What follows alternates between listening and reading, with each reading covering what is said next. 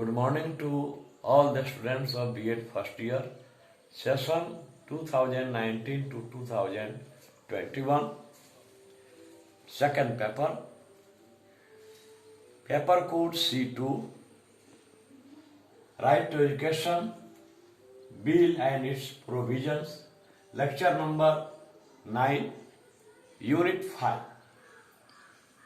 यह बहुत important chapter है, क्योंकि टीईटी की हर परीक्षाओं में, चाहे वह सेंट्रल लेवल की परीक्षा हो या स्टेट लेवल की परीक्षा हो, इससे प्रश्न पूछे जाते हैं। 2 नंबर 3 नंबर के प्रश्न पूछे जाते हैं। इसीलिए हमने सोचा कि इसको कंप्लीट कर दिया जाए।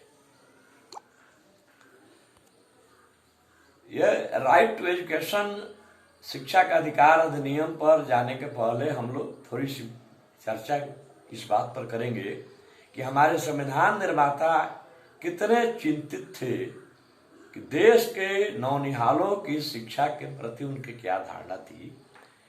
इसके लिए उन्होंने संविधान निर्माण के समय ही भारतीय संविधान के चौथे भाग में अनुच्छेद 36 से 51 के बीच राज्य के नीति निर्देशक तत्वों का वर्णन किया है। उसी में अनुच्छेद 45 में यह अंकित है कि the state shall Endeavour with the provisions within A time limit of 10 years from the commencement of this constitution for free and compulsory education to all the children born in India of the age group 6 to 14 years till they complete their primary education। अर्थात राज्य का यह दायित्व होगा कि वह संविधान लागू होने के 10 वर्षों के भीतर राज्य में जन्मे हुए प्रत्येक बालक बालिकाओं, चाहे वे किसी भी धर्म, संप्रदाय, भाषा, क्षेत्र इत्यादि के हों, बिना इसका क्या भेदभाव किए हुए उनको निःशुल्क एवं अनिवार्य शिक्षा की व्यवस्था करेगा। फिर भी इतना के बावजूद भी वे सारे प्रावधान लागू जिस रूप में होना चाहिए था नहीं हो पाए। अतः 2002 ईस्वी में भारतीय संविधान में 86वां 86 सुधार संशोधन किया गया और इस शिक्षा के अधिकार को मौलिक अधिकारों की सूची में, जिसमें जीवन जीने की स्वतंत्रता है 21 अनुच्छेद 21, उसमें 21(a) के तहत शिक्षा के अधिकार विधेयक को जोड़ा गया और अप्रैल 2009 में भारतीय संसद ने इसे ध्वनि मत से पारित किया तथा 1 अप्रैल 2010 से यह पूरे देश में लागू हुआ, केवल जम्मू और कश्मीर को छोड़कर। राइट टू एजुकेशन, शिक्षा का अधिकार, RTE भी कहते हैं, यह सुनिश्चित करता है कि भारत के प्रत्येक नागरिक के बच्चे, चाहे वे किसी भी धर्म, संप्रदाय, जाति, बिरादरी, भाषा या क्षेत्र के हों, उनको 6 से 14 वर्षों तक की शिक्षा निःशुल्क एवं अनिवार्य सुनिश्चित कराना राज्य का दायित्व होगा। राज्य के नीति निर्देशक तत्वों के पीछे वैधानिक मान्यता, वैधानिक बाध्यता नहीं थी। उनको किसी भी कोर्ट में चुनौती नहीं दी जा सकती थी। इसीलिए इसको ले आकर के मौलिक अधिकारों की सूची में स्वतंत्रता के अधिकार के अंतर्गत 21(a) के द्वारा इसको जोड़ा गया। अब जो है प्रत्येक राज्य का, प्रांतीय राज्य और केंद्र सरकार का यह सुनिश्चित इनको करना है कि प्रत्येक बच्चे 6 से 14 आयु वर्ग के विद्यालयों में नामांकित हों, उन्हें पठन पाठन की पूरी सुविधा दी जाए। आइए अब इसको हम लोग देखेंगे कि करके। आरटी कानून 4 अगस्त 2009 को बना और लागू हुआ 1 अप्रैल 2010 से। 86वां संशोधन विधेयक 2002 में लाया गया। इसका प्रभाव क्षेत्र जम्मू कश्मीर को छोड़कर, जो उस समय अनुच्छेद 70 के अंतर्गत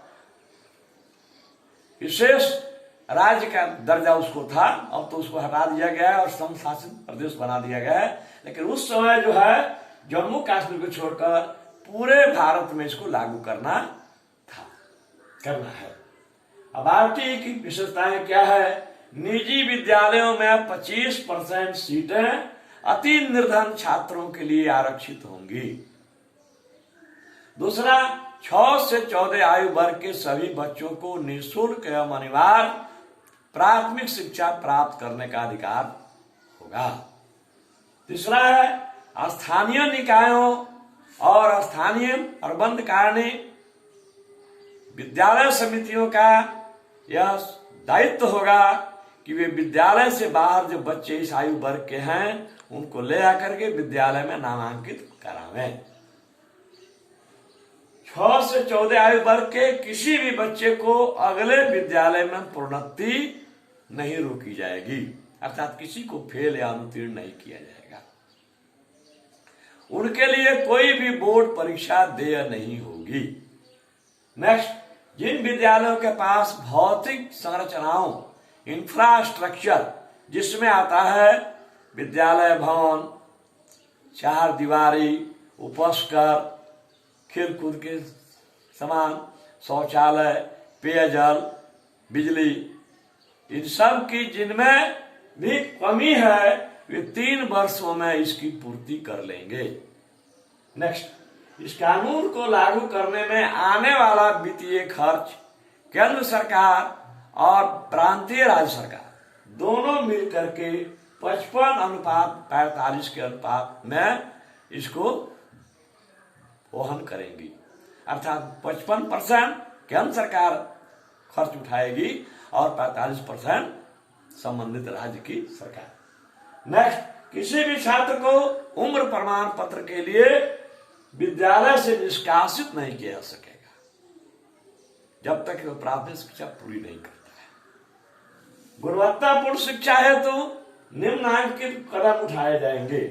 योग्य एवं प्रशिक्षित शिक्षकों की नियुक्ति, विद्यालय में प्रचुर संसाधनों, इंफ्रास्ट्रक्चर जिसकी चर्चा भी किए हैं की उपलब्धि, शिक्षकों को सामयिक प्रशिक्षण दिया जाएगा, 7 रोज का या 51 दिवसीय या 15 दिवसीय समय समय पर उनको प्रशिक्षण दिया जाएगा।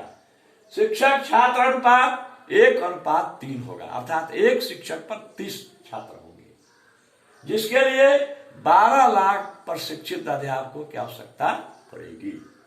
नेक्स्ट, शिक्षकों के प्रशिक्षण हेतु गाइडलाइंस, मार्गदर्शिका एनसीईआरटी द्वारा निर्माण किया जाएगा और उसको प्रत्येक इकाई राज्यों में भेजा जाएगा। पाठ्यक्रम और मूल्यांकन प्रक्रिया पर विशेष ध्यान दिया जाएगा। इन दोनों को लचीला बनाया जाएगा। नेक्स्ट, पाठ्यक्रम में नैतिक मूल्यों की सुनिश्चितता की जाएगी। नैतिक मूल्य आवश्यक है, जैसे ईमानदारी, परोपकार, सेवा, दया, इसको सुनिश्चित कराना है, इसीलिए पाठ्यक्रम में इनको स्थान देना है। कोई भी शिक्षक छात्रों को दंडित नहीं करेगा, चाहे वो शारीरिक दंड हो या मानसिक दंड हो, दंडित नहीं करना है। ट्यूशन पर पूर्णतः रोक रहेगा। विद्यालयों में सह शैक्षणिक क्रियाशीलों जैसे खेलकूद इत्यादि की पूर्ण व्यवस्था की जाएगी, ताकि छात्र अधिक से अधिक विद्यालय को आकृष्ट हो और ठहर सके। विद्यालय प्रबंधन समितियों में 50% सीटें महिलाओं के लिए आरक्षित रहेंगी। यही शिक्षा का अधिकार